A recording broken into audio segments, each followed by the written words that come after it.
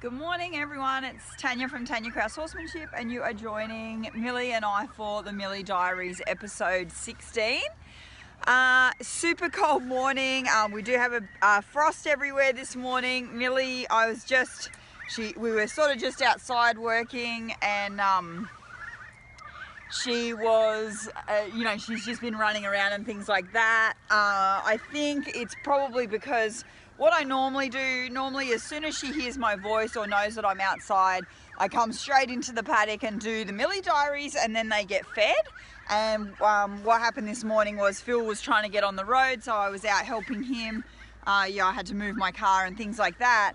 And so she's seen me outside for a little while and I haven't come out here. So I think she's been having a little bit of a tantrum, running around and bucking and whatnot. But as soon as I've walked in the paddock, you just saw it. I literally fastened the phone to the fence and by the time I press record, she's already, boom, right by my side. So this morning I have even less time than I have on previous mornings. So all I'm going to do is focus on this wormer. So the whole point of the Millie Diaries was, I guess, to show you, one, how little I do, hiding behind me. One, how little I do with a young horse and how they can progress in really short sessions. And I would have no problem, and next week you'll probably see it. If I'm home for the whole day, I might come and do a 5-minute session or a 10-minute session with her, and then at lunchtime I might do another 10-minute session, and then in the afternoon I might do another 10-minute session. I've always said I'd rather have 3 quality 10-minute sessions than 1 half-an-hour session. Even if it's a quality half-an-hour session, I just think the more breaks you can give the horses, the more they have time to think and the more they have time to, confirm and collaborate with that information that you've given them and that training that you've given them. The other part that the Millie Diaries is hopefully showing you guys is even when I've got no time at all, I'm going to do something. I'm going to catch her, I'm going to, do this little worming paste, and then it's going to be all said and done.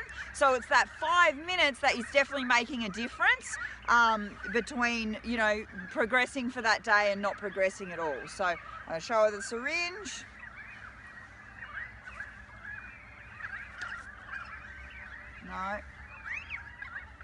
No. So I'm introducing that little bit of a verbal cue there.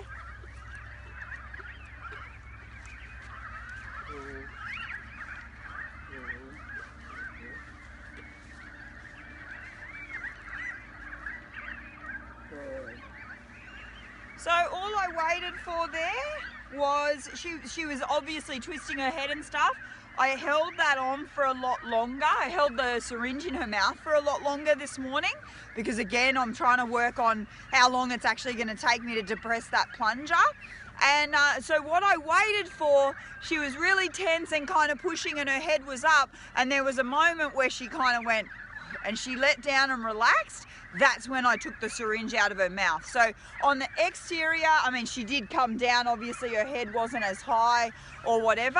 So there was an exterior physical feeling, but the feeling I was waiting for was for her to just kind of go, okay, this is happening and I'm fine with it. And then I took the syringe out. So I'm trying to teach her that if she relaxes, that's when it's going to come out, because when I worm her, if she's